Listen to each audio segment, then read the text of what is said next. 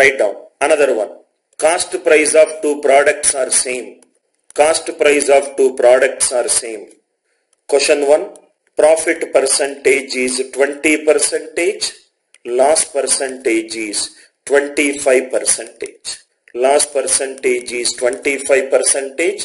Find the overall profit or loss. Find the overall profit or loss.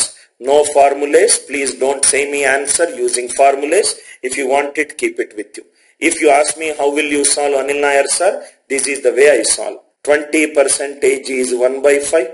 Cost price of the first product is 5. Profit is 1. Selling price of the first product will be 6. 25% is 1 by 4. Cost price of the second product is 4. Loss is 1. Selling price is 3. But according to the question, cost price of two products are same. 5 and 4, they are not same. Make same. Multiply by 4, multiply by 5.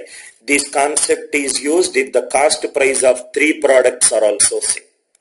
5 4s are 20, it is 4, it is 24. 20, 5, 15. 20, 20. Total cost price is 40. 24, 15. Total selling price is 24 plus 15, 39. So I will get loss. Loss is nothing but 1 out of 40, which is 2.5%. 2.5%. I hope it is clear.